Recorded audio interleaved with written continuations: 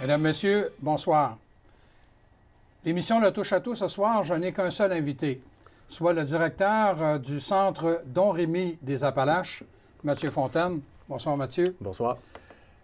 Le Centre Don Rémy, il y en a plusieurs qui appellent ça Do Rémy. Hein? Oui. Alors, c'est Don Rémy, D-O-M-R-E-M-Y. Exactement. Qu'est-ce que c'est, ça, ce centre-là? Juste pour faire un petit rappel. Oui, c'est un centre communautaire d'intervention en dépendance. Dans le fond, on a plusieurs services qui sont offerts, mais principalement en lien avec une clientèle avec des problèmes de dépendance, des problèmes au niveau de la santé mentale, de l'itinérance. Fait que les services qui sont offerts, le premier, on est né de ça en 1969, c'est un centre de jour. Fait qu'un centre de jour, c'est, pour donner un exemple, c'est un peu comme une maison des jeunes, mais pour 18 ans et plus. Fait qu'on reçoit une clientèle de façon volontaire. C'est ouvert de midi à 9 h à tous les jours de la semaine. Fait qu'on reçoit des gens qui viennent briser l'isolement, faire de nouvelles rencontres, participer à de nouvelles activités, tout et tout.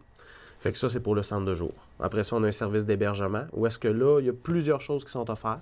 On a de l'hébergement de crise, on a de l'hébergement pour du dégrisement, on a de l'hébergement pour de la désintoxication. Et notre majeur, qui est la plupart de nos lits, c'est la réinsertion sociale. La plupart des gens pensent que Don Rémy, c'est une maison de thérapie. Mais en fait, on fait tout sauf de la thérapie. Fait que les gens qui ont un besoin à ce niveau-là, on les évalue et on les réfère à des thérapies à ce moment-là. Parce que tu as parlé de dépendance. Oui. Alors, je veux dire, à une époque, peut-être qu'il y a presque 50 ans, oui, parce que là, 1969, quand on parlait de Don Rémy, on parlait d'alcool. Oui. Mais là, toi, c'est plus large que ça. Oh, oui, les produits psychotropes ont beaucoup évolué. OK, alors, qu'est-ce que tu entends par produit psychotrope? C'est un produit qui altère, dans le fond, au niveau de ton système nerveux central, qui va produire un effet en lien avec ton système nerveux central, que ça va être au niveau de tes 5 sens. Fait qu'on parle de l'alcool, qui peut avoir effectivement beaucoup d'impact sur nos sens. On parle de tout ce qui va être un produit drogue, où est-ce qu'il y a beaucoup de développement à ce niveau-là. On parle des pilules qui sont arrivées environ il y a 20 ans. Maintenant, on est rendu avec du fentanyl à Montréal, des choses comme ça. Fait qu'il y a beaucoup d'évolution au niveau des drogues. On parle des produits médicaments de prescription, médicaments en vente sans ordonnance, qui sont sur le marché noir, créés par des laboratoires clandestins. On a aussi de plus en plus la cyberdépendance. On a le jeu, qui est vraiment le gambling, les loteries vidéo, le jeu sur Internet, le poker, toutes ces choses-là. Fait qu'on est vraiment éclaté en termes de dépendance. On a parlé, il y a une couple d'années, quelques années, des boissons alcoolisées. Pas des boissons alcoolisées, des boissons énergétiques. Oui. Fait que on semble avoir un petit essoufflement par rapport à la consommation de ces produits-là. Ça reste que si on recule d'environ, il y a 10 ans, il y avait énormément de personnes qui buvaient du Red Bull, des Monsters, des choses comme ça. Là, on en voit un petit peu moins. Les gens ont compris qu'il n'y avait pas nécessairement que du bon là-dedans, mais il en reste encore en vente. Alors, le centre, vous êtes situé sur le boulevard Cahouette? Exactement. Tout près, à côté du centre de police, du poste de police, là. Oui, à côté du poste de police de la Sûreté municipale. C'est pas un choix stratégique qu'on a fait d'être à côté de la police, même si ça peut nous donner un bon coup de main de temps en temps.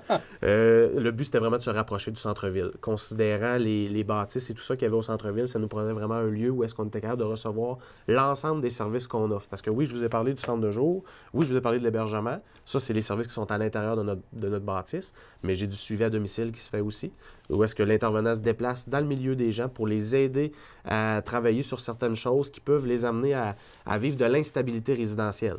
Fait qu'on a ce service-là qui est vraiment offert dans toute la MRC. Puis on a aussi de la prévention en milieu scolaire qui se fait de 5e année jusqu'à secondaire 5 dans toutes les écoles primaires et dans toutes les écoles polyvalentes de la région. Mais vous êtes combien au centre Don Rémy?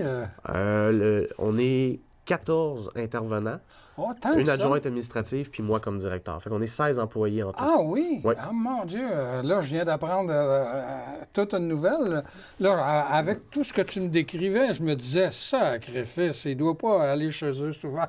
Mais là, si vous êtes 16, oui. Donc 14 intervenants, ça commence à être du monde, ça, là. Oui, effectivement. On a une bonne équipe à gérer.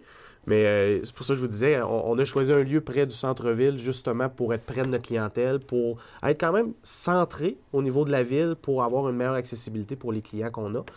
La majeure partie de notre clientèle n'a pas nécessairement de moyens de transport. Fait qu'il faut que ça soit accessible dans un rayon assez court, à pied, si on veut qu'ils viennent chercher des services. Oui. Tu me disais, juste un peu avant le début de l'émission, que au Centre Don Rémy des Appalaches, tu es là depuis 11 ans, dont 4 comme directeur. Ouais. Donc, tu as été intervenant durant 7 ans. Oui. Si je compte bien, là. Effectivement. 11 moins 4, ça donne 7. Vous prenez votre argent où, vous autres, là? Si vous êtes 16 personnes qui travaillaient au Centre Don Rémy, là, à gros salaire, là, alors... Si on serait à gros salaire. Non, la question, c'est pas vraiment, on n'est pas vraiment avec des bons salaires. Je vous dirais que dans la région, même, je vous dirais, on est dans la partie de ceux qui paient un peu moins bien leurs intervenants. On aimerait bien pouvoir améliorer cette condition-là. Par contre, ça prend des financements récurrents pour réussir à jouer dans une échelle salariale. Notre financement vient en majeure partie, je dis en majeure partie, c'est 40 de notre financement qui est récurrent à chaque année, qui vient du ministère, qui descend par le programme PESOC, qu'on appelle le Programme de soutien aux organismes communautaires. Okay. Ça représente 40 de notre budget. Fait qu'on parle même pas de 250 000 sur un budget d'environ 600 000 que ça me prend par année. Ah oui, oui. Fait qu'à partir de là, c'est là qu'on met en marche la machine et l'importance d'avoir une équipe proactive, un organisme vivant dans le milieu, parce qu'on a besoin du soutien de notre communauté. On a un bon bailleur de fonds qui est Centraide. On a aussi une association pour certains services avec la Commission scolaire des Appalaches. On reçoit aussi du gouvernement fédéral des subventions pour tout ce qui revient en lien avec l'itinérance. Fait qu'on réussit avec 7, 8, 9 bailleurs de fonds différents à avoir une qualité de service quand même qu'on peut offrir, même si on n'est pas financé à la hauteur de ce qu'on aimerait être. Oui. Est-ce que vous avez un conseil d'administration? Oui. N'importe quel organisme communautaire, pour être reconnu comme étant un organisme communautaire, ça doit avoir un conseil d'administration. Nous, on a 7 personnes qui sont de la région, qui participent dans la région, qui font du bénévolat, mais aussi qui ont un intérêt par rapport à ce qui se passe au niveau de la dépendance et des défis que ça peut orienter pour une communauté. Bon. Fait qu'on a vraiment des gens impliqués, des gens intéressés par le phénomène. On se connaît parce qu'on siège tous les deux sur le conseil d'administration de la Corporation de développement communautaire. Oui. Et la Corpo a son budget de fonctionnement gelé depuis 2010. Est-ce que vous déplorez la même chose, vous autres, au niveau des centres Don Rémy? Le financement n'est pas le même si le financement vient du gouvernement. La corporation a un financement qui vient du SACEC, qui, eux, ont un financement récurrent, mais non indexé. Oui. Ce qui fait que le financement est le même. Nous, on a un financement récurrent, mais indexé. On a une indexation d'1 1,5 L'année passée, c'était 0,07 Fait qu'on a une indexation, on n'est pas gelé, mais on a une indexation qui est en delà du coût de la vie. OK. Alors, tu m'as parlé de dépendance, tu m'as parlé d'alcool, mais tu as parlé de drogue aussi. Oui. Et là, moi, j'aimerais ça, là, il nous reste un bon 17 minutes. Là. On est rendu à la mi-mars et on est supposé, à partir du 1er juillet, avoir le droit de fumer de la marijuana sans se faire arrêter par la police. Oui. Parce que le gouvernement Trudeau a décidé de légaliser la mari en pelletant les responsabilités dans les provinces. Oui. Et dans les territoires municipaux. Et dans les territoires des municipalités. Oui. Toi, tu m'as dit, juste un peu avant le début de l'émission, que tu étais vice-président de l'Association québécoise des centres d'intervention en dépendance. Oui. Est-ce que vous avez fait des revendications ou des représentations lors de la commission parlementaire que le gouvernement du Québec a tenue, justement pour savoir un peu comment se gouverner par rapport à la légalisation de cette drogue-là? Oui. Le gouvernement, ce qu'il faut comprendre, c'est qu'ils se sont fait donner une responsabilité par le fédéral de devoir mettre en place une loi cadre pour chacune des provinces en partant d'une loi maîtresse que le fédéral a mis en place, la loi C-45, qui est présentement aux chambres de communes pour études. Dans le fond, les provinces avaient à mettre en place leur propre cadre législatif selon leurs propres règles de province. Ce que le gouvernement du Québec a fait beaucoup de campagnes de consultation de la population au courant de l'été passé. Fait que tout au courant de l'été 2017, ils ont rencontré plusieurs régions où est-ce qu'il y avait des assemblées de population, où est-ce que les gens pouvaient donner leur point de vue. Fait que oui, on rencontrait là, oui, des gens de la population, mais aussi des scientifiques, des médecins, des personnes qui travaillent dans le domaine, des personnes qui sont pour le commerce privé, des personnes qui sont pour un commerce étatique, où est-ce que tout le monde venait faire leurs recommandations. Par la suite, le gouvernement a créé une loi qui est un projet de loi, qu'on appelle la projet de loi 157, qu'ils ont déposé au mois d'octobre-novembre. Par la suite, ils ont ouvert des commissions parlementaires. C'est-à-dire, en fonction de ce qu'ils ont déposé comme projet de loi, on pouvait aller en commission parlementaire pour pouvoir défendre certaines idées ou argumenter sur certaines choses qui manquent ou comment bonifier certaines choses qui, à notre avis, étaient plus ou moins faisables ou applicables. Au niveau de l'association, on a bien sûr demandé... Quelle est la position de... L'association, dans le fond, on est allé présenter un mémoire qu'on a travaillé en fonction de ce que la loi cadre amenait. C'est-à-dire, on était pour le 18 ans et plus. Pour nous, c'est important que le 18 ans soit respecté, non le 21 ans comme on entend. Et même les médecins psychiatres parlent de 25 ans qui aimeraient la légalisation. Par contre, il faut comprendre que la majorité des gens qui consomment du cannabis ont entre 16 et 24 ans. Vraiment, la masse critique de consommateurs est là. Fait que si on met l'âge à 21 ans, le but, on s'entend, le fédéral a dit 2 buts. Contrecarrer le marché criminel et légaliser le produit pour avoir un meilleur contrôle de la qualité du produit et ainsi protéger nos jeunes. Si on enlève le 2/3 des gens qui sont dans la masse critique qui consomment, c'est-à-dire les 16 à 21 ans, on passe un peu à côté des objectifs premiers du fédéral.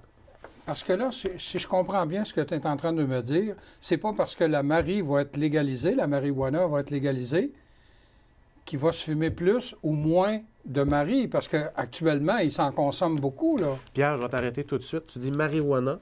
La marijuana, effectivement, c'est un terme qui est utilisé pour parler du cannabis. On va parler davantage de cannabis. OK, cannabis. C'est le terme correct pour en parler. La marijuana est un terme utilisé pour les Mexicains dans le temps, qui venaient travailler dans les champs et qui consommaient du cannabis. C'est un terme un peu comme nègre ou des choses comme ça. C'est un terme péjoratif qui était fait pour les Mexicains. De me mettre à... Aucun problème. La plupart des gens ne le savent pas. Ouais, mais le vrai terme, c'est le cannabis. Bon. Le cannabis, présentement, il y a comme 2 écoles de pensée. Moi, ça fait 15 ans que je travaille dans le domaine. Vous m'avez parlé du parcours de 11 ans à Don Rémy, mais j'ai fait aussi 4 ans dans le domaine de la dépendance, mais au niveau de l'État, à Beauceville et au centre de santé. Le cannabis, présentement, se consomme déjà, mais de façon marginale, de façon illégale. Donc, on n'a pas de données de savoir combien de gens dans la population québécoise consomment du cannabis, à quelle fréquence ils en consomment, quelle est la qualité du produit qu'ils consomment, où est-ce qu'ils achètent leurs produits, etc., etc. C'est un marché totalement illégal, clandestin. Cependant, on le sait déjà qu'il se consomme énormément de drogue. On le sait qu'il se consomme énormément déjà de cannabis. Est-ce que la loi va faire en sorte qu'au 1er juillet ou au 2 juillet ou même le 18 juillet, qu'il y ait une explosion de consommateurs de cannabis? Je ne croirais pas. Je ne croirais pas que ça va changer nécessairement la réalité. Je peux me tromper, mais je ne croirais pas que ça va changer nécessairement la réalité. Est-ce qu'il va y avoir des gens qui vont vouloir explorer, l'essayer parce qu'il va être rendu légal? Oui, ça va arriver. Est-ce qu'ils vont tous développer une dépendance? Est-ce qu'ils vont tous devenir des consommateurs occasionnels, réguliers, abusifs? Je ne crois pas. À ce moment-là, l'avenir va nous le dire, mais ce qu'il faut comprendre, c'est que le marché du cannabis est déjà un marché très vivant au niveau du crime organisé. Fait qu'à partir de ce moment-là, comment ça va se mettre en place à partir du 1er juillet? Ça va être la loi qui va être appliquée, qui devrait être... présentement, on est en projet de loi. La loi devrait être étampée par le gouvernement soit en avril ou en mai. Là, on va avoir un peu plus d'indications sur comment le gouvernement du Québec se positionne pour contrecarrer le marché criminel. On parle, exemple, du produit, mais on parle d'un prix. Présentement, le gouvernement estime que son prix au gramme devrait être entre 7 et 10 $ parce qu'il va être taxé. Il y a une taxe qui va aller au fédéral, une taxe qui va aller au provincial, etc., etc. Mais présentement, le marché criminel, le produit peut se vendre à moindre coût si on achète en grande quantité. Est-ce que le gouvernement va adapter cette réalité-là? Parce que présentement, si on achète 1 gramme, peut-être que le prix va être sensiblement le même. Mais si j'en achète 7, bien, le prix va être totalement différent au marché criminel. Le prix va être beaucoup moindre qu'un prix à l'unité. Est-ce que ça va être la même chose au gouvernement du Québec? Je ne le sais pas. Fait que tout ça, ce sont des données qu'on n'a pas encore pour être capable d'établir vraiment quel sera le portrait. Chose qu'on sait, c'est qu'il y a déjà des consommateurs de cannabis. Il y a déjà un marché très vivant. Excusez le jeu de mots avec une plante, mais c'est un marché qui est déjà très vivant. Quelles sont les modifications qu'il va y avoir en fonction de la légalisation? Seul l'avenir va nous le dire. Et tu me disais que ce qui va se produire, en tout cas, ça va se jouer entre des lois comme du tabac et l'alcool. Oui. Puis tu m'as posé la question juste avant le début de l'émission, est-ce que tu as le droit de fumer sur la rue? J'ai dit, ben je pense que oui. Oui. Et est-ce que j'ai le droit de prendre une bière sur la rue? Non. Exact. Alors, avec avec le cannabis, oui. On va faire quoi? Bien, est-ce qu'on va avoir le droit? Il faut comprendre qu'ils doivent tracer des lignes, tracer des lois pour effectivement que ça soit encadré la consommation au niveau du public. Je ne crois pas qu'ils vont créer de nouvelles lois, dans le sens qu'il y a déjà un paquet de lois qui encadrent la consommation de tabac et il y a un paquet de lois qui encadrent la consommation d'alcool, exemple, qui est un produit psychotrope. Fait qu'à partir de ce moment-là, moi, ce que je crois, c'est qu'il va y avoir un mix entre ces deux lois-là pour former la loi sur le cannabis. Dans le sens qu'il va y avoir des endroits où on ne pourra pas consommer. Il va y avoir des endroits qui vont nous permettre de consommer. Il va y avoir des lieux où est-ce qu'il va y avoir de la vente. Il va y avoir des lieux où on n'aura pas le droit de vendre. Il va y avoir une demande au niveau de l'âge. Il va y avoir une demande au niveau d'une carte d'identité. Il va y avoir des heures d'accessibilité pour acheter un produit. C'est tout ça. Mais, un peu comme la SAQ. Un peu comme la SAQ. Dans le fond, le gouvernement du Québec a décidé d'avoir un modèle étatique et non un modèle privé. C'est-à-dire que l'alcool, présentement, est un modèle étatique. Le cannabis va être la même chose. Ils ne créeront pas une nouvelle structure administrative. Ils vont utiliser la même que la Société des alcools du Québec. Ils vont seulement créer des dispensaires, c'est-à-dire des SAQ, mais pour le cannabis. C'est ce qu'ils appellent des Sociétés québécoises du cannabis. Fait qu'on va aller à un dispensaire, acheter notre cannabis en fonction de c'est quoi notre goût, c'est quoi la saveur qu'on aime, c'est quoi la teneur en THC qu'on veut avoir dedans, la quantité qu'on veut avoir, et tout ça va être disponible là-bas. Il va y avoir des produits probablement pour aider la consommation, des pipes, des choses comme ça qui vont se mettre en vente là-bas. Mais tout va être vendu à la même place. Il n'y aura pas de vente d'alcool ou de vente de cigarettes à cet endroit-là. Ça va être exclusivement pour le cannabis. OK. Alors, un marché très privé, très pointu. Exactement. OK. Mais ça, tu dis qu'on va en savoir un peu plus au cours des prochains mois. Exactement. On s'attend au mois d'avril, si tout va bien. Peut-être début, mi-mai, s'il y a des accros peut-être au niveau du projet de loi. Parce que les amendements vont se faire là en chambre. À partir de ce moment-là, ils vont étamper une loi où est-ce que là, tout va être connu, à savoir le coût réel, l'emplacement. Parce que présentement, ils ont parlé de développer des SQC, mais ils veulent y aller progressif. Ils ont parlé de 15 succursales pour la première année pour atteindre, après 3 ans, 150 succursales. Oh. Juste à titre de comparaison, parce qu'on a une consommation d'alcool qui peut être un bon parallèle qu'on peut faire avec ce nouveau produit qui va être légalisé, mais il y a 27 000 points de vente d'alcool au Québec. Et là, on parle d'une possibilité de 150 maximum au niveau du cannabis. Oh, là. Fait qu'on est vraiment dans un jeu de... On ne veut pas le banaliser, mais il faut faire attention pour ne pas le démoniser non plus. Parce que n'importe quelle recherche, n'importe quel médecin ou chercheur peut vous le prouver, l'alcool est le produit psychotrope ayant le plus d'impact chez un individu et membre de son entourage. Donc, c'est un des produits psychotropes les pires. Le cannabis est beaucoup moins pire en termes d'impact chez un individu et d'impact chez son entourage. Et là, quand tu me dis ça, je suis en train de relire des chroniques de Patrick Lagacé dans la presse, plus.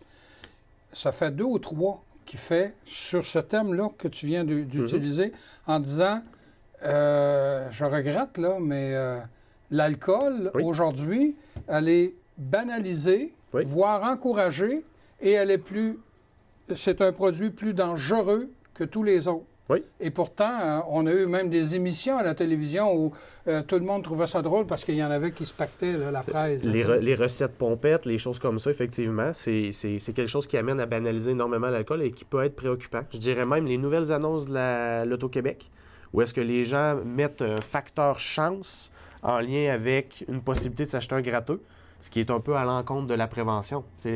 Oui, c'est de la loto, c'est de la chance, mais c'est pas parce qu'on tire notre calotte qu'elle accroche après un crochet 20 pieds plus loin que « Ah, aujourd'hui, je vais aller m'acheter un gratteux ». Ça ne fonctionne pas nécessairement comme ça. Il y a un aspect marketing où est-ce qu'il y a de l'argent qui vient avec ça. On va parler de la SAQ, la création de la carte Inspire. C'est la même chose. Les gens sont encouragés à acheter de l'alcool pour avoir davantage de points, pour avoir de l'alcool gratuit. Il y a un aspect marketing au niveau de la dépendance qui est un peu malsain. Mais en même temps, on le sait que quand c'est étatique, le gouvernement en retire certains bénéfices. Fait que où se place le marketing, la prévention? C'est là le jeu qu'il faut faire attention parce que la légalisation du cannabis est un nouveau produit. On peut faire attention et ne pas répéter les mêmes erreurs qu'on a fait. Est-ce que ça va être la même chose? On ne le sait pas. Mais je vous dirais tout de suite, est-ce qu'on serait d'accord à avoir une carte à la SQC, une carte Aspire, exemple? Est-ce qu'on qu'on tolérerait plus ça? La réponse, je crois que non. Je crois qu'on n'est pas nécessairement rendu là. Fait que la réponse va venir avec le temps. Hey, mais c'est ce que tu dis, c'est vrai, là. Est-ce qu'ils vont, d'une certaine façon, faire de la publicité pour encourager les gens à aller au SQC? Présentement, dans la loi, c'est très bien écrit, dans le projet de loi. Il n'y aura pas de marketing, il n'y aura pas de pancarte sur le bord de l'autoroute 4x8 qui vont flasher, qui vont dire un dispensaire à 1 km.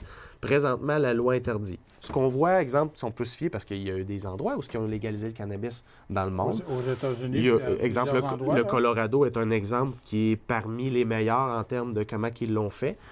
Présentement, les dispensaires au Colorado, c'est des bâtisses de béton, sans publicité, sans vitre, sans rien, avec marqué dispensaire dessus, là. Fait que les gens sont... Ils savent, de néon. Il n'y a pas de néon, pas de feuilles de cannabis qui flashent, rien de ça. C'est vraiment des boîtes de béton, sans attirance, sans couleur, sans rien. Mais les gens savent que c'est là qu'ils vont aller s'en procurer. On tend à vouloir aller vers ce modèle-là, de ne pas publiciser, de ne pas encourager. Parce que le but, c'est vraiment d'éloigner la jeunesse. Puis on le sait, quand il y a du marketing, souvent les jeunes sont mis à profit au niveau des recherches de marketing. Fait qu'ils ne veulent pas aller là. Mais comme je vous dis, il y a déjà un marché déjà vivant. Oui. On a-tu besoin de faire de la pub quand il y a un marché qui est déjà vivant? La question se pose, mais je crois que c'est pas nécessaire. OK. Tu as parlé tantôt de l'importance de ne pas démoniser aussi. Oui. Au mois de janvier, puis au mois de février, à plusieurs occasions, on a entendu soit des propriétaires de logements multiples qui veulent inscrire dans leur bail qui est défendu de fumer du cannabis dans leur logement, Oui. et les CHSLD Oui. qui sont aux prises avec là, dire, hey, coudonc, là, nous autres, dans les fumoirs, on va-tu autoriser de fumer du cannabis ou pas? Puis il y en a qui n'ont même pas de fumoir. Alors là, il y en a qui disent, ben là, il faudrait qu'il y en ait un. Oui. Ça devient, on dirait, une patate chaude. En fait, ça va être difficile de tracer la ligne et le gouvernement a effectivement peut-être une patate chaude à gérer à ce niveau-là, à savoir à quel point les gens vont consommer et dans quel lieu. À quoi ça va avoir de l'air? Est-ce qu'on va marcher dans la rue et ça va toujours sentir le cannabis? C'est un peu ça qu'ils ont peur. Fait que présentement, est-ce qu'on dit non à un CHSLD, mais la personne doit sortir et aller au parc en avant? Bien, présentement, la question se pose, est-ce qu'on va plus permettre ça dans un parc ou est-ce qu'il y a des enfants qui jouent puis des jeunes familles? Je crois pas non plus. Fait qu'ils vont devoir se positionner sur des lieux. Ils vont devoir se positionner sur une façon de faire. Mais présentement, comme je vous disais, les lois sont déjà existantes en termes de la loi du tabac et la loi qui encadre la consommation d'alcool. Il devrait avoir des mix par rapport à ces deux éléments de loi-là, où est-ce qu'il va y avoir des limites, où est-ce qu'ils vont pouvoir tabler sur où est-ce qu'on peut consommer du cannabis, où est-ce qu'on ne peut pas consommer du cannabis. Les propriétaires, effectivement, ont des inquiétudes. Je crois qu'il y avait énormément d'inquiétudes par rapport à pas la possession, mais la production de cannabis, parce que ça a des impacts au niveau du taux d'humidité dans un logement. Oui. Mais c'est clair qu'au Québec, ils ne veulent pas qu'il y ait de production personnelle. Fait qu'ils ont déjà contrecarré un peu ce besoin-là des propriétaires d'être rassurés. Par contre, est-ce qu'ils vont avoir le droit de consommer dans leur logement vu que c'est leur logement? Est-ce qu'ils vont intégrer quelque chose au bail présentement, la régie du logement, qui va dire si tu consommes du cannabis, c'est non ou c'est oui, mais le propriétaire va t'autoriser? Parce que présentement... Il y en a sûrement qui en fument du cannabis dans leur appartement. Là. Exactement. Il y a déjà des problèmes par rapport à ça, si problème il y a lieu. Ce qu'il faut comprendre, c'est que la plupart des gens qui consomment se montrent pas consommateurs, ne fument pas devant les autres, se cachent, le font de façon contrôlée, le font de façon clandestine. C'est illégal présentement. Oui, il y en a d'autres qui se cachent pas du tout, qui sont très à l'aise avec ça. Ça, c'est une autre réalité, mais c'est une minime partie des gens qui consomment du cannabis qui font ça. La plupart le font sans que personne s'en rende compte. Maintenant, c'est comment qu'on va gérer l'exception à la règle. C'est là qu'il va falloir que le gouvernement trace sa ligne. C'est tout un contrat que le gouvernement Trudeau a donné aux provinces, puis comme tu disais, aux municipalités, parce que les municipalités ont demandé aussi d'avoir une part du gâteau des recettes de vente. Effectivement. Parce que les services policiers, puis tous les autres services aussi, vont être appelés à contribuer aussi. Oui, puis il y a des règles qui reviennent au monde municipal, c'est-à-dire les lieux de consommation qui vont être permis, les parcs qui vont être permis ou non, les pistes cyclables qui vont être permis ou non, les lieux de vente, le dispensaire va être situé où. Il y a énormément de choses qui reviennent aux municipalités parce que ça va être dans leur cours. La problématique qui va être créée si quelqu'un développe un problème de dépendance va appartenir à la municipalité. On va suivre ça de près. Oui. Alors, merci beaucoup, Mathieu. Ça fait plaisir. J'avais le plaisir de recevoir le directeur du Centre Don Rémy des Appalaches, Mathieu Fontaine. Je vous invite à nous revenir la semaine prochaine.